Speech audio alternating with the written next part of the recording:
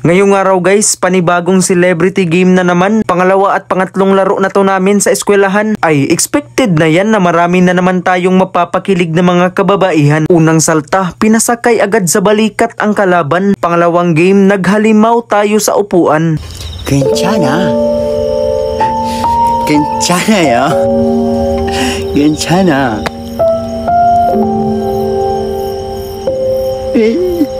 괜찮아.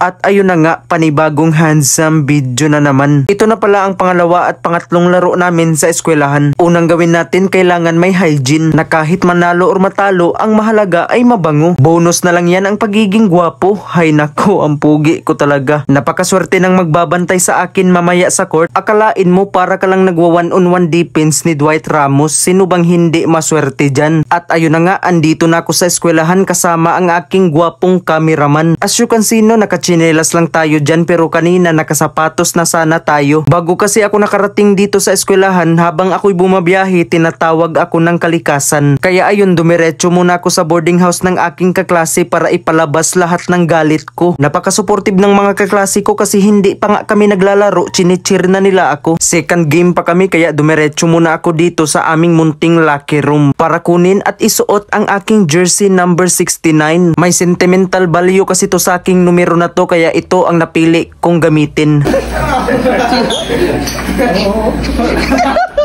Ganyan ang ritual niya bago siya maglaro. Halatang halata, nagigil siyang kumaldag ng kalaban mamaya. Okay, mirror shot muna bago gulatin ang buong campus. As usual, warm up pa lang, nagpakitang itsura ay nagpakitang gilas agad. College of Education pala ang makakalaban namin ngayon. After ng warm up, tinawag kami ng aming coach na si The Mr. Excitement ng Ormoc City na mag-pray daw muna kami bago kami maglaro. Sinabihan niya ako na hindi daw muna ako maging first five. Baka daw kasi matambakan agad ang kalaban, boring na yung laban.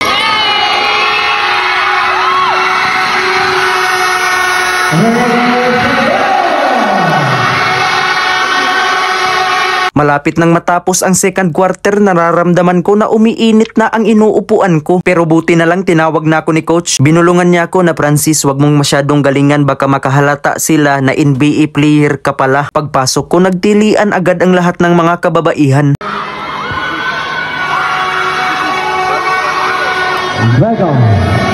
Kakapasok pa lang, nagpakitang gilas agad, inistilan ang kalaban. Francis, all the way, sumakay ka pa, wag ka lang malikot. Grabe, pinasakay ba naman sa balikat ang kalaban?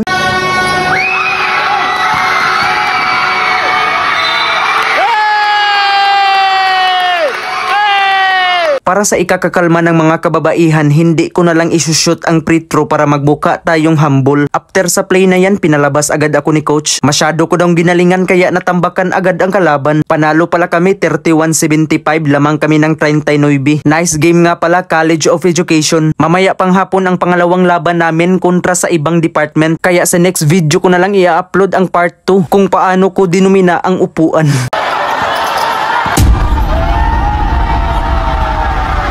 괜찮아. 괜찮아요. 괜찮아.